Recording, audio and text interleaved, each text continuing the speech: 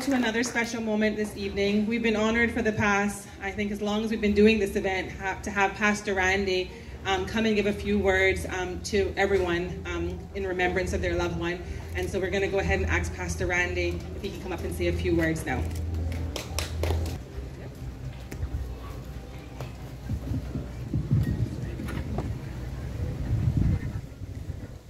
It's quite the honor to be with us here for another Light Up a Life gathering. It has been, I don't know, I think I did miss one. They thought I had flown away, but I was in Little Cayman. But it's good to be with you this evening. Many of you for the first time are here. Some I see every year.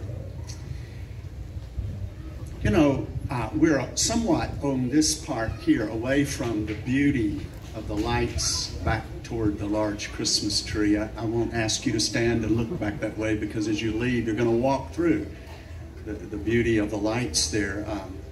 I love Cayman Bay for its use of light throughout the year, but particularly here at Christmas. It's kind of like a wow factor as you walk through seeing the Christmas lights. And as we celebrate Christmas, we surely do with the recognition this is the season of light. I try to say something about light every year because we are here to put the stars on the trees, to turn on the lights. And even tonight we have a new element. If the wind will die down, we will light candles. Don't hold your breath on that one. We're going to light candles. As with Hanukkah, in the Jewish holidays, these are festivals where the world seems ablaze with lights. They're beautiful. I'm sure some of you have already taken the steps in your homes to decorate, and you're using the lights. Did you know it was December 22nd, 1882, it's a long time ago now, that Edward Johnson, who worked for Thomas Edison's illumination company, that he would be the first person to use electric light bulbs on a Christmas tree. It was in New York City at his home. And he used, and I quote, 80 small red, white, and blue electric bulbs strung together along with a single power cord to light the Christmas tree. And with that first, as far as anyone knows, the first tree to have lights, electric lights on it, Johnson set in motion a Christmas celebration that would last year after year with a whole different dimension that we still today enjoy with the fantastic use of lights. Today we have LED. We can do so much even more than we could have in past years. And with those first lights, ushering in a new experience of Christmas that still lights up our lives today, we come this evening on an evening of light. There's a full moon. I'm not sure when it will pop, but I enjoyed it last night. But it will give us much light tonight. And then there's the surrounding beauty back that way of the Christmas lights. We come this evening for many of you who are here for the first time, and you're here because this past year has been a difficult year of loss, of death. And in some sense, you may feel a certain darkness tonight, but you have an opportunity this evening to remember your loved one and to set in motion a whole new Christmas experience. Different, but yet still a celebration of light and life. We might ask on an evening like this, and I often ask myself, but why the lights? You know, the first Christmas was marked by dazzling light. If you take that story to be true, and I do, the shepherd's field was ablaze with the Shekinah glory of God. When the heavens lit up with 1,000,000 times, 1,000,000 times, 10,000,000 times, 10 millions, it was the heavenly host. When all the angels of heaven brilliantly shone in the night sky. And then, of course, as the story continues, you know, there was a star, quite a bright star. There was light that marked the first Christmas and the hope that was offered there. And it came, if we know history, in that period of time, under the oppressive, brutal, dark reign. It couldn't have been darker for the people of Palestine of that day than the reign of Rome in the area. and yet the light shone bright. But why tonight? Why do we bring up this point of light? Pastor, we're dealing with some things. We just want to hear quietly remember our loved one. Well, I believe light will help us do that. You see, with great sadness, with great despair, even not just in our lives personally, but it marks a world tonight. There's a need for what light does. At its core, what light does is it dispels darkness. Turn on the light. It has something about that that brings comfort and hope and strength. I remember, and I'm telling this story not just because of world events right now, but it really happened to me. I was in Jerusalem in 2009. It was my first time. And I'd finished a 10-day tour of the biblical sites. But I was told by the tour guide as well as others who'd been there, you can't miss that last tour, even though it's not related to the Bible lands. You have to go to the Holocaust Museum. It was quite a moving experience as we went through that. Our bus was waiting in the parking lot. We were going to catch the bus for the drive to the airport at Tel Aviv, and then we were going to have our overnight flight back to New York City and then home. But the last thing we were told we should do when you come out of the museum is make sure you go through the Children's Memorial.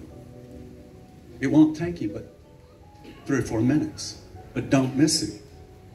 And I understood a little bit of a warning that you might want to just go to the bus when you come out of the larger museum, but don't miss the Children's Memorial. So rightly, I wanted to go to the bus.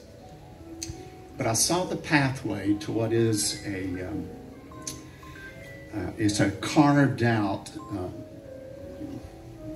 of a hillside. It's a cavern that's been turned into this memorial. Some of you have been there.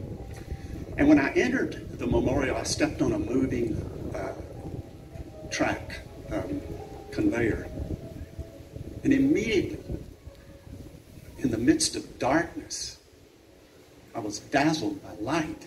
Not bright, but pinpoints of light everywhere. In other words, I felt like I'd stepped into the starry sky. And because I'd been told ahead of time, I knew that all that I was seeing was coming from 5 candles that were being mirrored into millions of lights. Okay, it's beautiful. In the darkness, this stark darkness, there's this brilliance, and you're right in the middle of it. But then I started hearing the names and ages and countries of origin of the 1.5 million children who were killed in the Holocaust. I only heard, as I recall it, 4 names being deliberately spoken, but not slow and not with much gap. I heard 4 complete presentations. It may have been 5. And the conveyor brought me out on the other side. And in silence, I walked to the bus, stunned by the darkness of a world that had taken place in it, and the darkness even in 2009 that still is there when we come around death, evil. But I remember too, as I settled into the bus, I thought about it. We remembered those children. By the way, it takes 3 months with it never stopping. It takes 3 months for all the names to be read of the 1.5 million. So in other words, they pictured the starkness of the loss, death, pain, and darkness. But the light, I couldn't get over the light. Because light not only remembered each child, light gave us hope. It always does. You see, in the darkest darkness, and some of you are feeling that, and in my work, I have to experience that with people, and I've experienced it personally. In fact, this year, some of you have heard me say this, and some of you know it just because you're living here, but I've had more funerals this year than in any of the 43 years since my pastoral ministry began. There are so many families struggling. I've had 2 services this coming Saturday.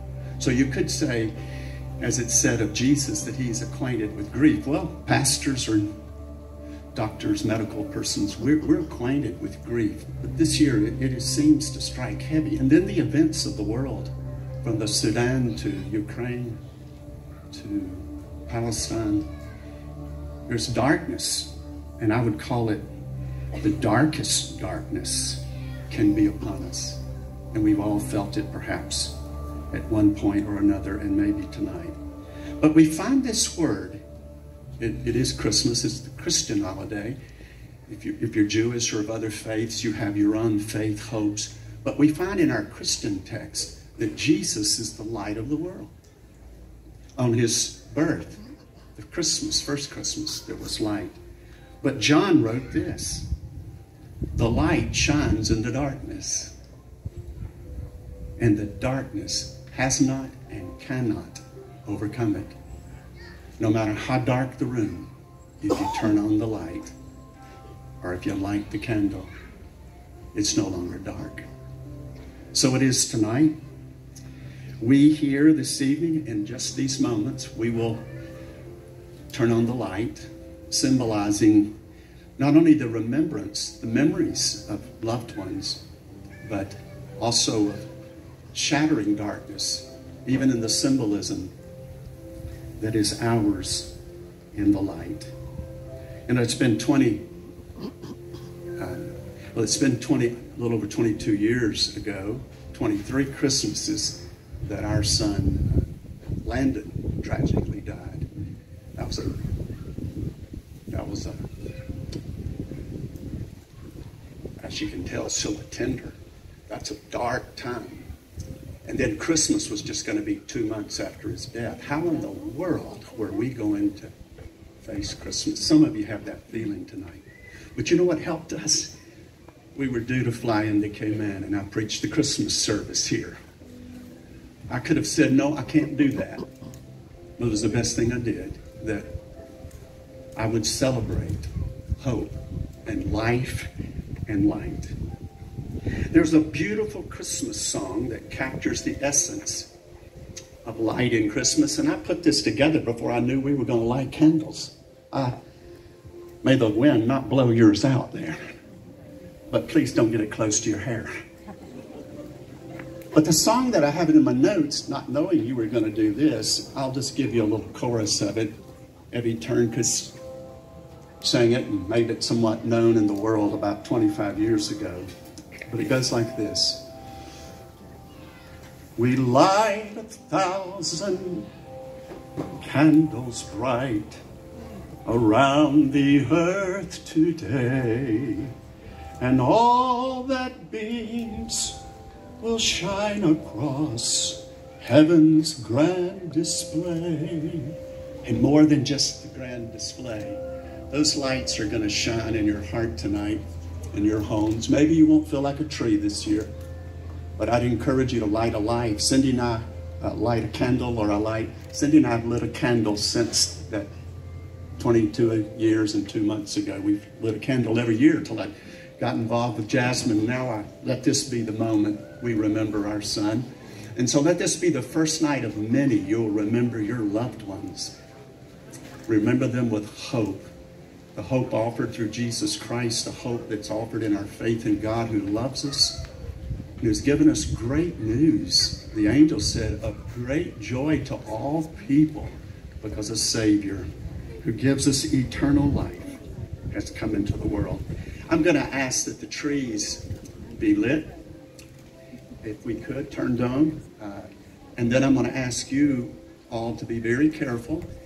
We're going to have a moment of silence, so you don't necessarily have to close your eyes, but if you have a burning candle, you're very careful. But would you, all the way to the rear, let's take just a couple of minutes of silence. Let the lights of the trees remind us of your loved one and of the hope we have. One day of eternity and reunion and all that Christmas offers us. And after a couple of moments, I'll lead us in prayer. And then what I'll ask you to do, if you haven't already, is we have trees to the rear and trees to the front. When I finish the prayer, and as the music continues, you would come and place the stars of remembrance on the trees. Pray with me. In the quietness of this moment, these are just moments to remember, and then we'll pray. We're allotting 30 minutes to an hour to do this, so you can quietly just sit there and